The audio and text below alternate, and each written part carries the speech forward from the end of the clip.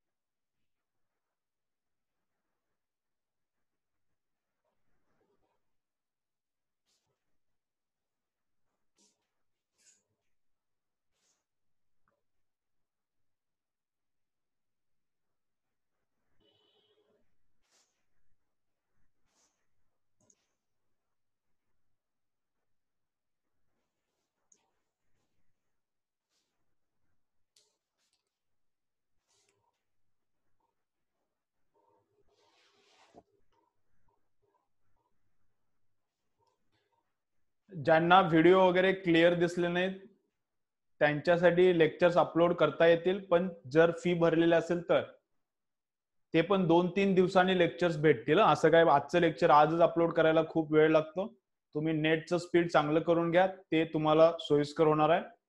Lecture uploaded तुम्हाला 2-3 दिवस लेटच भेटतील, असं लक्षात ठेवा. राईट, तुम्ही नेटचं स्पीड चांगलं करून घ्या. स्पीड चेक केलं रे बा.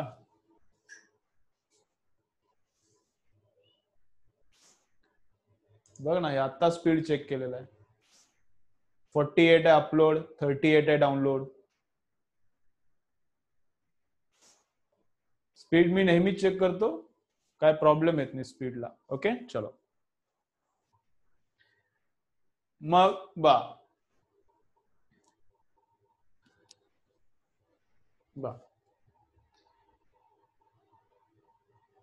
आणि तुम्ही दिवसभर तुमचं जे डेटा पॅक आहे ते संपवू नका. सकाळी पबजी खेळून डेटा पॅक संपवणार आणि संध्याकाळी लेक्चर बघायला काय डेटा राहणार नाही, असं करू नका. कळते ना? आणि म्हणणार मग स्पीड आहे की आमचं. तुमचं स्पीड गेलं ना सकाळी. ओके, चलो. टाइम पिरियडची डेफिनेशन काय ती लिहा. डायग्राम झाली, डायग्रामचं काय काय आहे एक्सप्लेनेशन ते केलं. टाइम पिरियडची डेफिनेशन काय ती लिहा. चला या सर्वांनी कॅपिटल टी डॅश करा. Capital T dash. It is the time required for planet. It is the time required for planet to complete one revolution around the sun. It is the time required for planet. It is the time required for planet. It is the time required for planet to complete the one revolution. To complete the one revolution around the sun. To complete the one revolution around the sun. To complete the one revolution around the sun. त्याच्यानंतर हा formula लिहा आणि हे rearrangement करून लिहा आणि याला द्या नंबर 1. हे आहे तसं लिहा.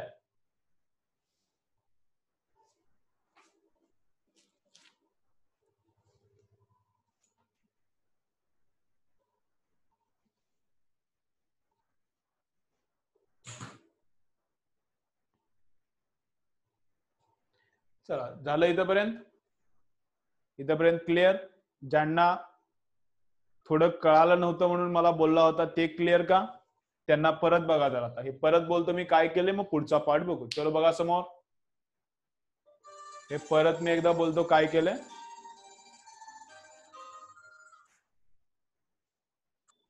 परत मी एकदा बोलतो काय केले ते.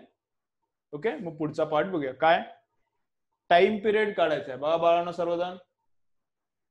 काय फाइंड आउट करायचं आहे? टाइम पिरियड फाइंड आउट करायचा आहे. टाइम पिरियड म्हणजे एक गोल फेरी मारायला किती वेळ लागते. टाइम पिरियड म्हणजे काय? एक गोल फेरी मारायला किती वेळ लागते? तर time is distance divided by speed. तर डिस्टन्स किती कव्हर करायचा आहे प्लॅनेटला? डिस्टन्स किती कव्हर करायचा आहे? 2πr. अँड स्पीड कितना है? Speed is v. So 2πr upon v, 2πr upon v is the time period. 2πr upon v is the time period. मग v ला इकडे घेतला, टाइम पिरियडला खाली लावला, तर 2πr अपॉन t हे आलं व्हेलॉसिटी. व्हेलॉसिटी त्याला स्पीड बोलू आपण, कारण डायरेक्शन चेंज व्हायला तर त्याला व्हेलॉसिटी बोलता येणार नाही. ठीक आहे, चलो नेक्स्ट काय बघायचं आपल्याला? Centripetal force. बा मग काय? चलो बा काय? कोणत्या पण सर्क्युलर मोशन मध्ये आपण ऑलरेडी बघितलंय, in any circular motion centripetal force is present. In any circular motion, चला in any circular motion centripetal force is present and centripetal force is towards the center and centripetal force is towards the center. मग असे circular motion आहे आणि अशी object गोल फिराली तर centripetal force कसा आहे? Towards the centre. Object इथं आली तर सेंट्रिपेटल फोर्स असा सेंटरकडे, ऑब्जेक्ट इथं आली तर सेंट्रिपेटल फोर्स असा, ऑब्जेक्ट इथं आली तर सेंट्रिपेटल फोर्स असा. आणि सेंट्रिपेटल फोर्सची किंमत किती आहे? तर ती असते mv² अपॉन r. सेंट्रिपेटल फोर्सची किंमत किती असते? ती mv² अपॉन r. ऑलरेडी आपण बघितले सेंट्रिपेटल फोर्स सर्क्युलर मोशन झाले ना, ते पहिल्या चॅप्टरच्या सुरुवातीला बघितले. सेंट्रिपेटल फोर्सची डायरेक्शन टुवर्ड्स दी सेंटर आणि किंमत किती? इतकी असते. किंमत माहिती नव्हती आतापर्यंत, फॉर्म्युला सांगितला नव्हता मी तुम्हाला, पुस्तकात पण आत्ताच दिलाय याच बीट मध्ये, याच सेक्शन मध्ये. तर आता तुम्हाला मी फॉर्म्युला सांगितला सेंट्रिपेटल फोर्सचा. ठीक आहे, चलो लिहा मग नेक्स्ट लाईन लिहा. नेक्स्ट लाईन लिहा. डाऊट्स सगळे शेवटी, आता मध्ये विचारू नका, डिस्टर्ब होते नाही तर सर्वांना. लिहा इन सर्क्युलर मोशन, चलो लिखो सब लोग, लिहा in circular motion. In circular motion, centripetal force is always present. In circular motion,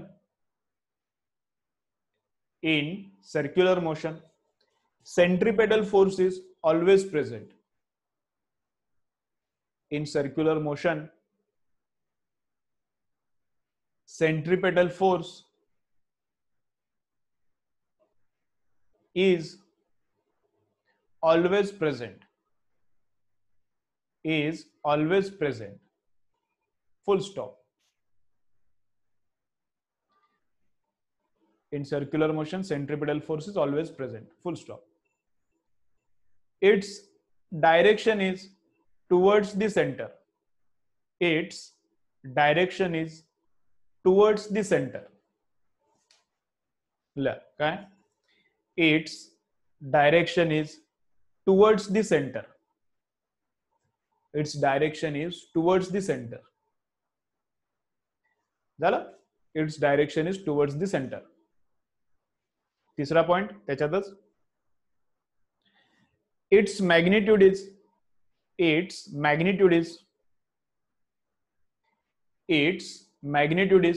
तिचं मॅग्निट्यूड किती लिहा? इट्स मॅग्निट्यूड इज खालच्या लाईनला लिहा f is equal to mv² upon r. Its magnitude is f is equal to mv² upon r. Its magnitude is f is equal to mv² upon r. ठीक आहे, चलो याला द्या बॉक्स करा आणि याला द्या नंबर 2. याला द्या नंबर 2. ठीक आहे, ओके.